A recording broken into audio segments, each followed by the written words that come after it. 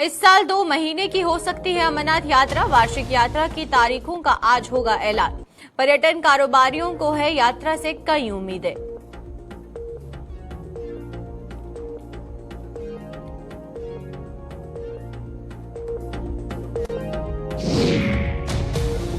जम्मू कश्मीर में कल से लागू होने जा रहा है प्रॉपर्टी टैक्स। विपक्षी दलों व सरकार में टकराव के बावजूद होगा लागू। आम लोगों ने टैक्स को लेकर दी मिलीजुली प्रतिक्रियाएं।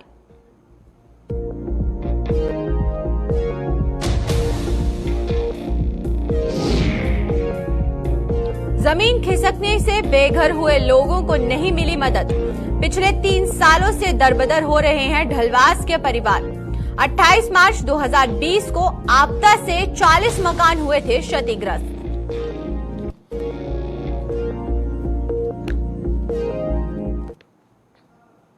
नमस्कार, जम्मू कश्मीर की खास खबरें देख रहे हैं आप सब और मैं हूं आपके साथ पल्लवी जम्वाल।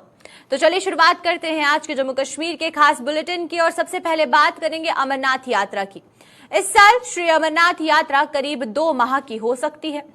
जम्मू में आज हो रही श्री अमरनाथ श्राइन बोर्ड की बैठक में इस बाबत फैसला लिया जा सकता है और इस बैठक में जिसमें यात्रा की तिथियों की घोषणा की जाएगी। लखनपुर से लेकर कश्मीर तक अमरनाथ यात्रा की तैयारियों की जा रही है और पर्यटन कारोबारियों को भी यात्रा से कई उम्मीदें बंधी हुई हैं।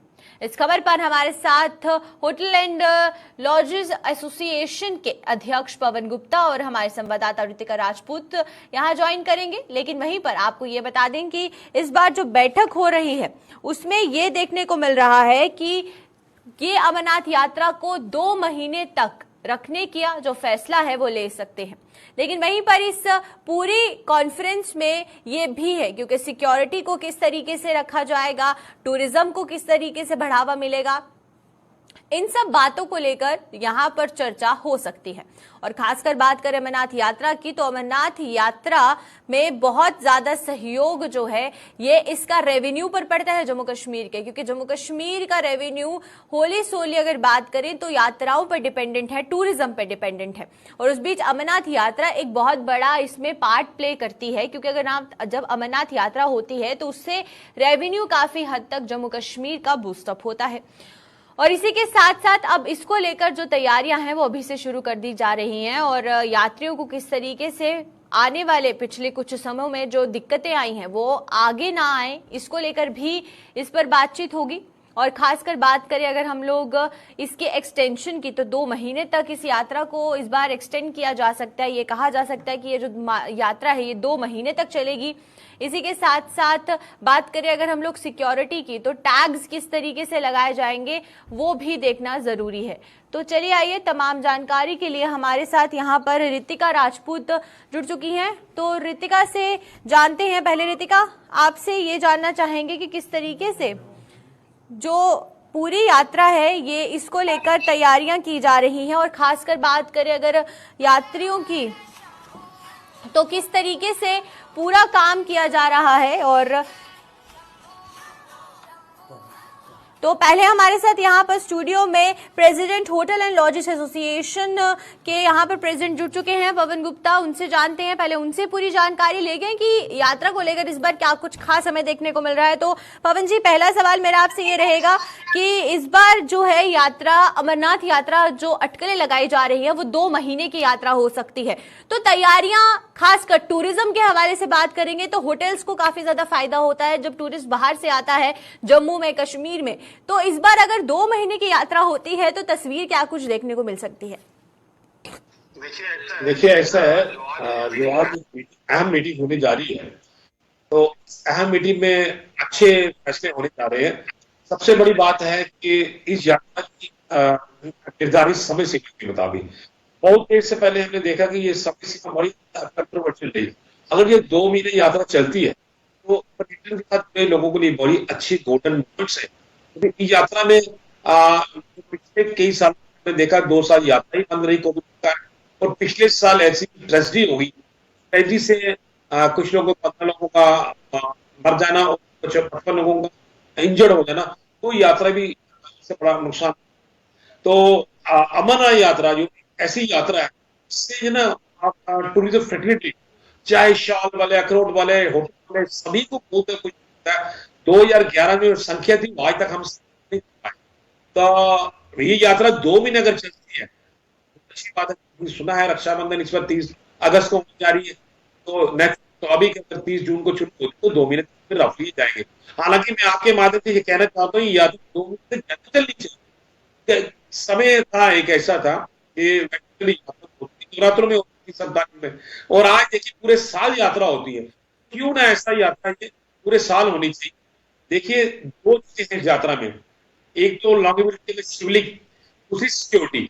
सिक्योरिटी जहां तक है हमें फुल प्रूफ है, मैंने देखा एलजी एडमिनिस्ट्रेशन ने बहुत अच्छे पे हालात किए हुए हैं। दूसरी जो बात आती है उसमें लॉन्ग, आपने देखा पिछले कई दिनों में ऐसा होता है यात्रा बहुत रश होता है और बहुत चरम सीमा में होता है। मैं आपके माध्यम से सरकार से एडमिनिस्ट्रेशन ऐसा है कि जो Shivling report with the help of IIT और डीआरडीओ इस शिवलिंग को पक्का किया जा सकता है। अब ये यात्रा 4 महीने चल सकती है with the help of curtain. जैसे आप एक आम रूम में एसी चलाते हैं तो एसी चलाते हैं और टेम्परेचर कैसा मेंटेन होता है, वैसे ही शिवलिंग से आगे with the help of curtain लेकर ग्लास स्लैब की मदद से, वैसे तो लगा हुआ है, उसको हो राइट करते हुए इसका टेम्परेचर मेंटेन कर दिया जाए अगर, तो ये 4 महीने चल सकती है यात्रा। जी, जिस तरीके से आपने बताया कि इस यात्रा का काफी ज्यादा जो फायदा है वो आने वाले समय में होटल्स के रिगार्डिंग, और वहीं पर हमारे साथ यहाँ पर रितिका भी जुड़ चुकी हैं। रितिका, आपसे मेरा सवाल ये रहेगा कि जिस तरीके से बात करें सिक्योरिटी की, तो पवन जी ने भी ये कहा कि सिक्योरिटी को भी ध्यान रखना जरूरी है, क्योंकि अगर यात्रा को 2 महीने तक आगे बढ़ाया जा रहा है और अगर जिस तरीके से 2 महीने तक यात्रा सफल रहती है तो आने वाले समय में हमें देखने को मिल सकता है कि इस यात्रा को और भी 3 महीने तक भी बढ़ाया जा सकता है। लेकिन सिक्योरिटी को लेकर किस तरीके से ये जो आज कॉन्फ्रेंस हो रही है इसमें फैसले ले जा सकते हैं? खासकर बात करें कि टूरिज्म की, तो जो लोग बाहर से आ रहे हैं जम्मू कश्मीर में उनकी सुरक्षा की काफी ज्यादा यहाँ पर जरूरत है और उस पर बात करने की भी बहुत जरूरत है। बता देना चाहते हैं कि अमरनाथ यात्रा को लेकर बेस कैंप भगवती नगर इस वक्त जी, वहीं पे मौजूद है। यहाँ पे तमाम तैयारियों का इंतजाम किया जा रहा है, क्योंकि यहाँ से यात्रा की शुरुआत होती है। तो ऐसे में सुरक्षा की दृष्टि से यात्रियों की सुरक्षा को पुख्ता करना, ऐसे में अगर समय अवधि बढ़ाई जा रही है यात्रा की, तो सबसे बड़ी बात रहेगी कि सुरक्षा के इंतजाम कैसे होंगे। अलग अलग सर्विसेज दी जाती है, जिसमें टिकट काउंटर भी आते हैं, यात्रा पर्ची आती है, लंगर सेवा दी जाती है, पार्किंग फैसिलिटी भी दी जाती है, और अलग अलग जो यात्री निवास है वहां पे यात्रा को ठहराने को लेकर जो इंतजाम किए जाते हैं, ये मुख्य बातें हैं। इनको लेके मुख्य रूप से चर्चा भी होगी और साथ ही साथ यहाँ पे काफी महत्वपूर्ण निर्णय लिए जा सकते हैं, क्योंकि यात्रा यहाँ पे देश भर से आती है जिनकी सुरक्षा की जिम्मेदारी एडमिनिस्ट्रेशन पे होगी। वहीं पर पवन जी, आपसे मेरा सवाल यहाँ पर यह कि बात करेंगे बदलती तस्वीर की, तो जब कोरोना से पहले होटल्स जब यात्रा होती थी तो होटल कारोबारियों को जो फायदा होता था वो देखने को मिलता था, और अमरनाथ यात्रा रेवेन्यू को लेकर जम्मू कश्मीर के एक बहुत बड़ा रोल प्ले करती है, बहुत बड़ा हिस्सा है कि अगर अमरनाथ यात्रा सफल होती है तो इससे जो जम्मू कश्मीर का रेवेन्यू है वो काफी ज्यादा बूस्टअप होता है। तो अब 2 महीने की यात्रा को बढ़ाया जाएगा तो तस्वीर किस तरीके से यहाँ पर बदलती हुई नजर आएगी? बहुत सही कहा आपने। इससे पहले यात्रा के बराबर की आला यात्रा रोक दी, बाकी यात्राएं थी, हमारे जब खेल यात्रा थी, बाकी यात्राएं रोक दी थी। इससे तो बहुत आजाद हो जाता जी। उसके बाद आरोग्य बनी थी और उसके बाद कोविड पैंडेमिक, अभी यात्रा होने जा रही है। एक गोल्ड, मैंने कहा ना, हमारे टूरिज्म सेक्टर चाहे कश्मीर के लोगों इन फैक्ट्री से बहुत इनका अपड्राफ्ट होता है। दूसरी बात मैं कहूँ, एक अच्छी चीज होने जा रही है। सुना पिछले साल हमने सिक्योरिटी की बात कही, आपने यात्री को ट्रैक करने के लिए वो किया, और इस साल माननीय एलजी साहब ने ये अनाउंस किया है इस यात्रा के दौरान हम कुछ लेसन लेने जा रहे हैं, जैसे कनेक्टिविटी होता वहां पे रास्ते की, ये पक्का रोड देने जा रहे हैं। सुप्रीम कोर्ट ने पहले कहा था टाइल्स, जैसे केदारनाथ, बद्रीनाथ, गंगोत्री को कनेक्टिविटी की 2013 के बाद बड़ी कनेक्टिविटी की, और ये 3-4 साल में जब कनेक्टिविटी करेंगे तो ये यात्रा, मैंने कहा ना आपको, 6 महीने ज्यादा चलने वाली यात्रा है। इससे कनेक्टिविटी को बहुत ही फायदा मिलेगा। जो 2 महीने करने जा रहे हैं, 60 दिन तकरीबन करेंगे ना, इससे आप 10,000 अगर एक ट्रैक से करते हैं, 10,000 दूसरे ट्रैक से जाते हैं, तकरीबन 20,000 पर डे जा सकते हैं। और हेली ट्रैक की अलग सी जाएगी। तकरीबन आप लगा दिए 60 दिन में यात्रा कितनी जाएगी, 10 लाख से ऊपर जा सकती है। क्योंकि मैंने पहले ही कहा आपको, हमें पूरा विश्वास है बिल्कुल सही यात्रा है। लेकिन अगर ये लॉन्गेबिलिटी शिवलिंग को रखा जाए तो यात्रा एक में रिकॉर्ड बना, 2011 में रिकॉर्ड बना था यात्रा का, वो अब रिकॉर्ड टूटने जा सकता अगर ये लॉन्गेबिलिटी शिवलिंग गवर्नमेंट एडमिनिस्ट्रेशन ध्यान दे पूरी।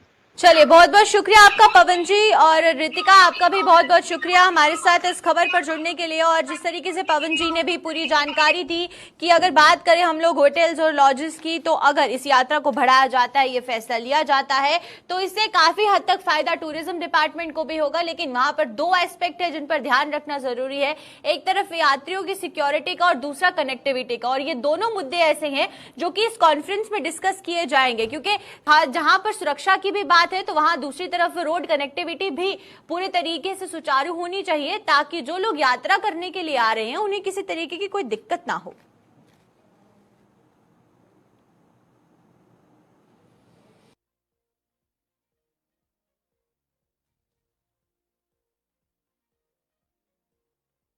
तो चलिए अब प्रॉपर्टी टैक्स की बात करते हैं। विपक्षी दलों में के तमाम यहां पर इसके हल्ला बोलने के बाद भी जम्मू कश्मीर में कल यानी 1 अप्रैल से प्रॉपर्टी टैक्स लागू होने जा रहा है। प्रॉपर्टी टैक्स को लेकर जम्मू कश्मीर प्रशासन और विपक्षी दलों ने भी जमकर टकराव हुआ।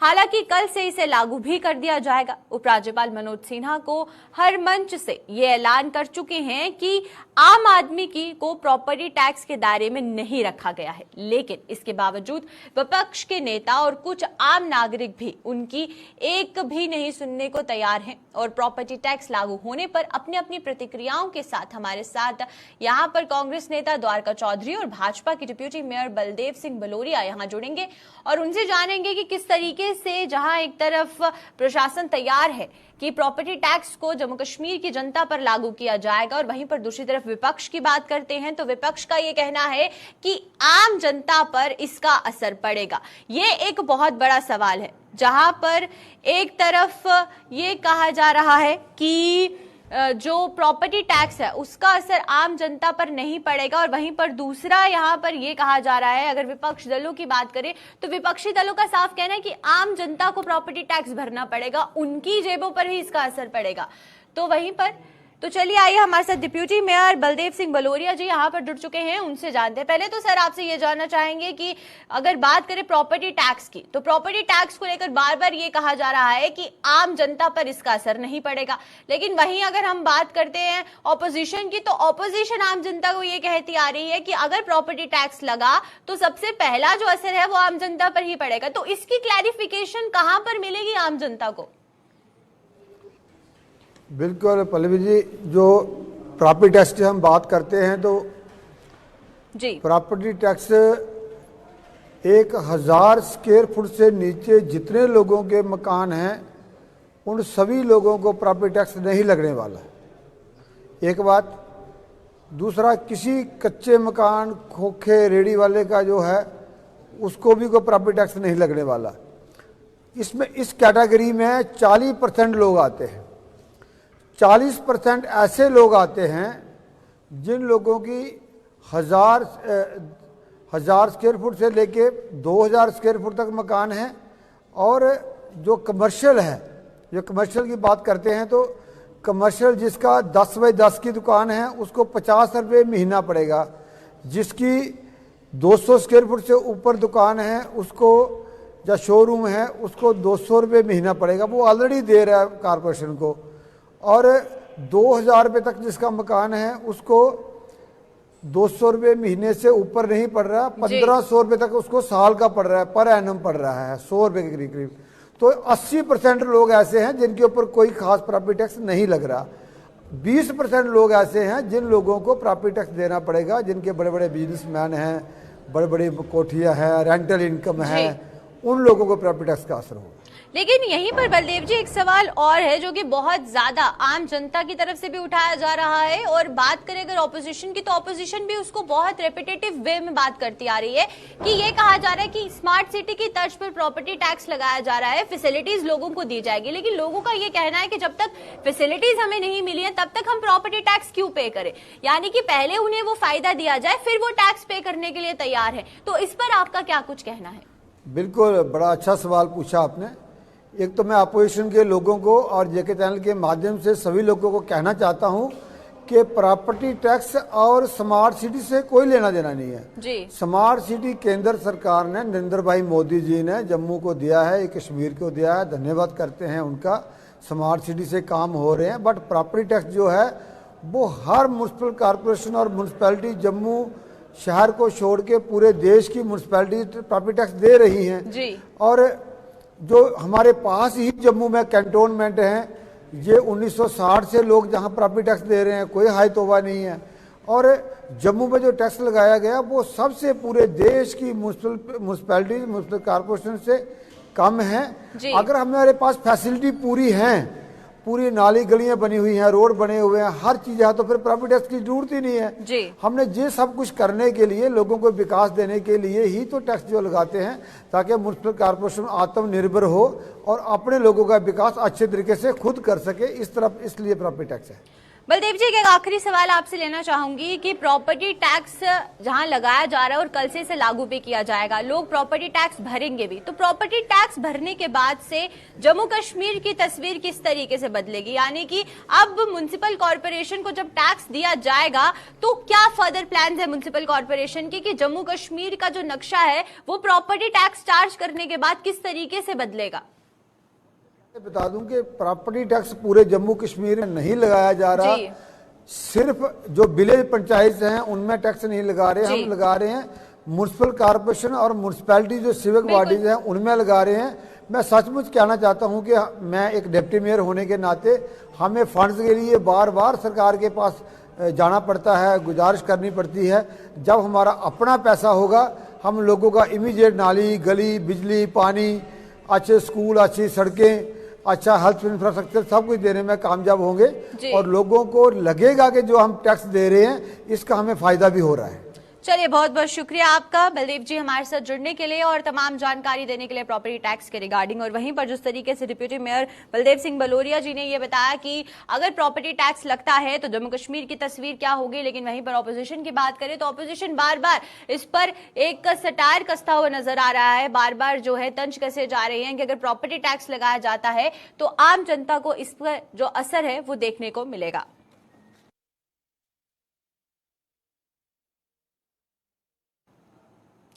आज से करीब 3 साल पहले की बात करें तो 28 मार्च 2020 को रामबन जिले के ढलवास इलाके में जमीन खिसकने से बेघर हुए लोग आज भी प्रशासन की सहायता के लिए तरस रहे हैं। आरोप है कि प्रशासन इन्हें आवास व अन्य सुविधाएं मुहैया करवाने में नाकाम साबित हुआ है। आखिर वजह क्या है इसकी, और इस पर जानकारी देने के लिए हमारे साथ हमारे संवाददाता नदीम इकबाल यहां पर जुड़ेंगे। लेकिन वहीं पर तस्वीरें आप देख रहे हैं जो कि सामने आई थी, और 3 साल पहले इन लोगों के घर क्षतिग्रस्त हुए थे और 3 साल के बाद भी इन्हें सरकार द्वारा कोई भी किसी तरीके की मदद नहीं मिली और ये लोग आज तक बेघर होकर घूम रहे हैं। तो चलिए आइए, तमाम जानकारी के लिए नदीम हमारे साथ यहाँ पर जुड़ चुके हैं फोन लाइन पर, उनसे जानेंगे। नदीम, आपसे पहला सवाल मेरा ये रहेगा कि कारण क्या बताया जा रहा है? क्या आपके एडमिनिस्ट्रेशन से किसी से भी बातचीत हुई कि आज तक 3 साल हो चुके हैं इन लोगों के घरों को टूटे हुए, क्षतिग्रस्त हुए और ये लोग बेघर की तरह घूम रहे हैं, अपना घर होते हुए भी इनके लिए सर ढकने के लिए कोई जगह नहीं है?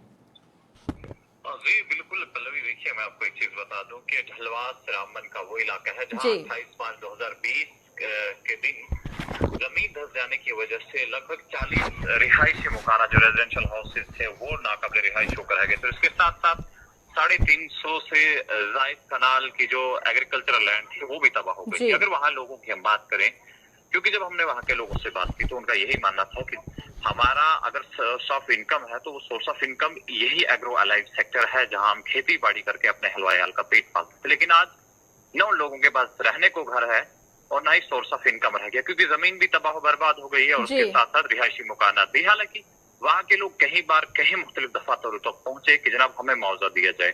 हालांकि जब लैंडस्लाइड हुआ और उसके बाद इंतजामिया के तमाम लोग वहां पहुंचे थे, सियासी रहनुमा भी वहां पहुंचे थे, लोगों को यकीन दहानी कराई थी जनाब आपको तमाम चीजें मिलेंगी, चाहे वो कंपनसेशन की बात करें या फिर जब तक आप कहीं अकोमोडेट होंगे, रेंटेड बिल्डिंग में रेंटेड अकोमोडेशन होगी उसका रेंट भी हम पे करेंगे। लेकिन जब 3 साल का अरसा गुजर गया और उन लोगों से हमने बात की और उन लोगों का साफ माना था कि जब हमें तो टेंट भी नहीं मिला, हमने जो रेंट पे किया है वो भी हमने अपनी जेब से किया है।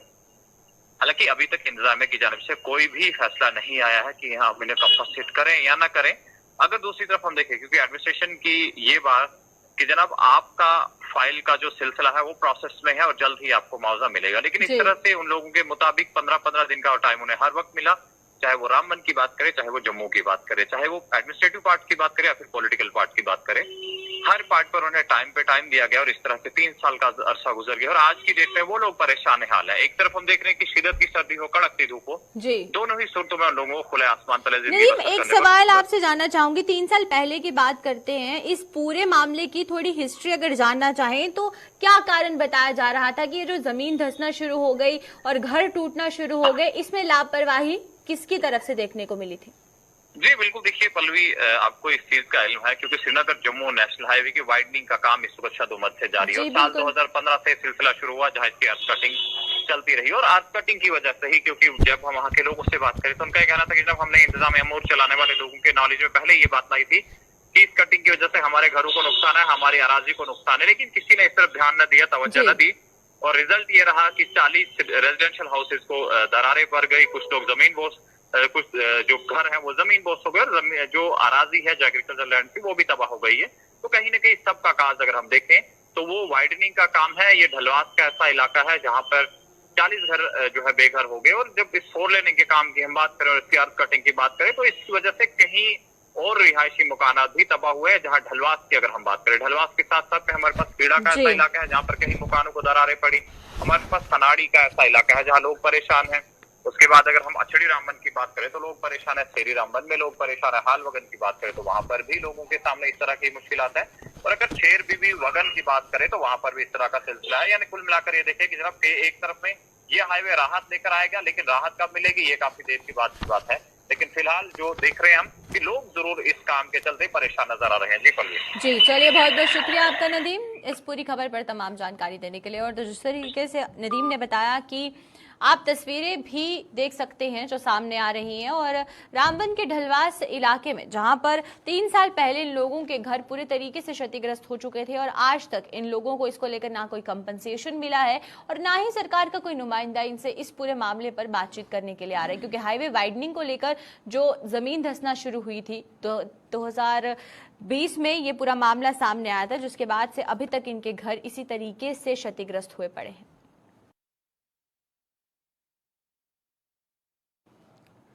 कश्मीरी पंडित विस्थापित समाज प्रशासन के खिलाफ मोर्चा खोल चुका है। कश्मीरी पंडित विस्थापितों ने आज भी रिलीफ कमिश्नर कार्यालय परिसर में रिलीफ बढ़ाने व अन्य मांगों को लेकर धरना प्रदर्शन किया। क्या कहना है इन विस्थापिता को, इन पर पूरी जानकारी के लिए हमारे साथ शिल्पा यहां पर जुड़ेंगी, लेकिन वहीं पर आप तस्वीरें देख सकते हैं जो कि सामने आ रही है और बैनर्स पर बहुत ही बोल्ड लेटर्स में लिखा है वी वांट जस्टिस। और जिस तरीके से ये कश्मीरी विस्थापित अब रिलीफ बढ़ाने को लेकर इसी के साथ साथ अन्य मांगे हैं जिनको लेकर ये आज धरना प्रदर्शन कर रहे हैं और सरकार के खिलाफ नारेबाजी करते हुए नजर आ रहे हैं और इनका साफ कहना है कि इनकी जो डिमांड्स हैं उन्हें पूरा किया जा सके, इनकी रिलीफ बढ़ाई जाए और इसी के साथ साथ जो अन्य मांगे हैं इनकी उसको लेकर भी हमारे साथ तमाम जानकारी के लिए शिल्पा यहाँ पर जुड़ेंगी, जिनसे जानेंगे कि आखिरकार रिलीफ बढ़ाने के साथ साथ कैश असिस्टेंस की भी बात कर रहे हैं और इसी के साथ साथ उनकी बाकी क्या कुछ अन्य डिमांड है वो भी जानेंगे। तो शिल्पा, पहला सवाल मेरा आपसे ये रहेगा कि आपसे ये जानना चाहेंगे जहां रिलीफ बढ़ाने को लेकर ये जो नारे हैं ये लग रहे हैं, उसके अलावा और क्या कुछ डिमांड्स हैं जो कि कश्मीरी माइग्रेंट्स के सामने आ रही हैं? शिल्पा, आप तक मेरी आवाज पहुंच रही है?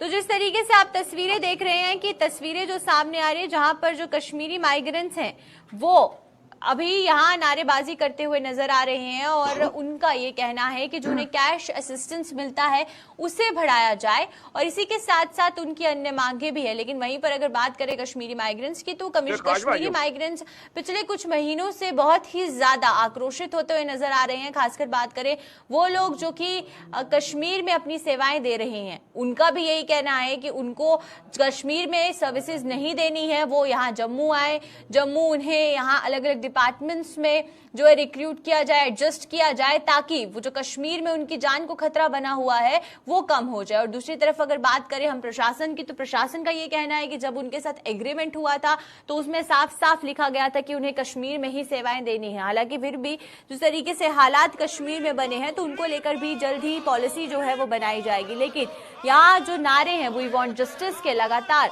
कश्मीरी विस्थापितों द्वारा लगाए जा रहे हैं। कश्मीरी माइग्रेंट्स का साफ कहना है एक तो उनकी रिलीफ जो कि उन्हें एक कैश असिस्टेंस के तौर पर मिलती है उसे बढ़ाया जाए, और दूसरे अगर बात करें हम लोग वो लोग जो वहां सेवाएं कश्मीर में दे रहे हैं उनके ऊपर जो जान का खतरा बना है उसको लेकर भी कोई जो कदम है वो उठाया जाए। तमाम जानकारी के लिए शिल्पा एक बार फिर हमारे साथ यहाँ जुड़ चुकी है। शिल्पा से जानते हैं, शिल्पा आपसे जानना चाहेंगे कि क्या कुछ मांगे जो है वो कश्मीरी विस्थापितों की है?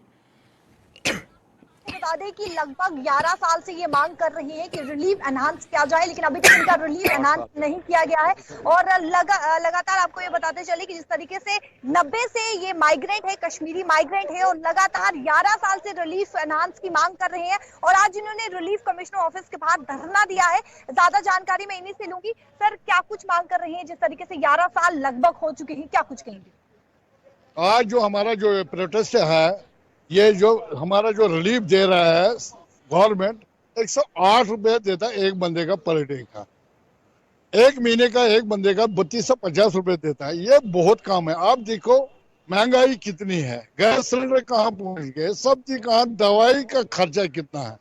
और आज हमने ये प्रोटेस्ट रखा एक दिन का यहाँ, अगर एक महीने के अंदर अंदर गवर्नमेंट ने हमारा रिलीफ नहीं बढ़ाया, उसके बाद हमारा होगा दिल्ली में प्रोटेस्ट, सड़कों पर निकलेंगे। क्योंकि जानना चाहूंगी उनसे कि जिस तरीके से रिलीफ को बढ़ाने के लिए मांग कर रहे हैं अपनी, वहीं पर दूसरी तरफ बात करें वो लोग जो कश्मीर में अपनी सर्विसेज दे रहे हैं उन पर उनका क्या कुछ कहना है? जी, क्या कुछ कहेंगे सर? जिस तरीके से आप मांग कर रही हैं और एक तरफ कश्मीरी पंडित है जो अपनी सर्विस दे रहे हैं, जो लगातार ट्रांसफर पॉलिसी की मांग कर रहे थे, उन पर क्या कहेंगे? देखिए, मैं क्लियर बात बताऊंगा आपको।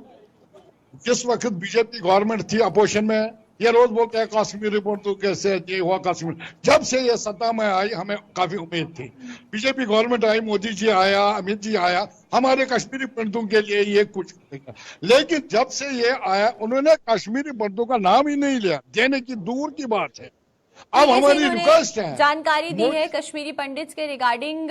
तो चलिए, बहुत बहुत शुक्रिया आपका शिल्पा तमाम जानकारी लेने के लिए। तो चलिए, आज के जम्मू कश्मीर के खास बुलेटिन में सिर्फ इतना ही। मुझे दीजिए इजाजत, नमस्कार।